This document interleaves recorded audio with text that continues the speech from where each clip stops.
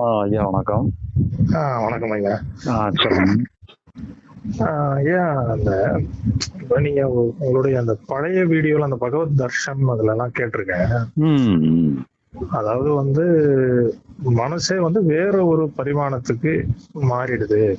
அதாவது அந்த ம், ஞானம் அடைஞ்சதுக்கு அப்புறம், அந்த லிபரேஷன் ஆனதுக்கு அப்புறம் ம், வேற ஒரு பரிமாணத்துக்கு மாறிடுது. பரிமாணத்துக்கு மாறிடுதுன்னா நீங்க என்ன சொல்ல வரீங்கன்னா, அந்த எல்லாமே அப்படியே அந்த ஃப்ளோல இருக்கு ம், ம். அப்படின்றதுதான் நம்ம வேற ஒரு பரிமாணம் சொல்றோம். ஆமா. வேற ஒண்ணும் இல்ல ம், அப்படின்னு. ம், ம். அதாவது இப்ப மனசுல என்ன ஸ்டேட் இருக்கோ அதை நம்ம முழுமையா ஏத்துக்கிறோம். ம். அது ஸ்டேட் எதுவும் நிலையானது இல்ல.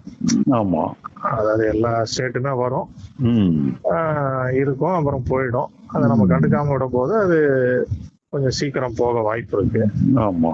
ஆம், அப்படின்றது இருக்கு. ஆனா அந்த மனது இயங்கக்கூடிய தன்மை மாறிடுது. அப்படிதானே ஐயா? அப்படி ஆமா, எடுத்துக்கலாம். ஆமா, ஆமா. மனது இயங்கக்கூடிய தன்மை என்லைட்டன்ட் பர்சனுக்கு மாறிடுது. ம். Okay, okay. அப்ப அந்த அந்த மாற்றத்தையும் நம்ம எதிர்பார்க்க கூடாது. அப்படிதானே ஐயா? ஆமா, நீங்க அதை எதிர்பார்த்தீங்கன்னா பழையபடி என்ன அந்த போராட்டம் தானே வரும். போராட்டம் தான் வரும். எது எக்கேடும் கெட்டு போட்டுன்னு சொல்லி விட்டுற வேண்டியதான். ஆமா.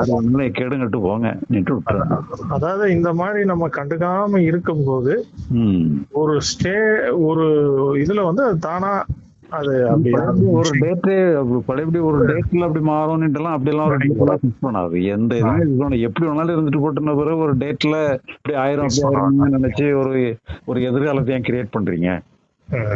வந்தாலும் சரி வரலனாலும் சரி என்ன இருந்தாலும் ஆகட்டும்னு சொல்லி போயிட்டாங்க. விட வேண்டியதான். ம். விட்டுட்டா அது கிட்டத்தட்ட அந்த தன்மை மாறின மாதிரிதான். அது ஆட்டோமேட்டிக்கா மாறிதானே ஆகணும். ஏன்னா அது நம்ம எதிர்ப்பே இல்லைல்ல, எல்லாத்துக்குமே எதிர்ப்பே இல்லைன்னா எதிர்ப்பு இல்லாம தானே இயங்கும். இப்ப நம்ம என்ன பண்ணாலும் அதுக்கு எதிர்ப்பு கொடுக்குற மாதிரி தான். எதிர்ப்பு கொடுக்க மாட்டேங்க. சரிங்க ஐயா.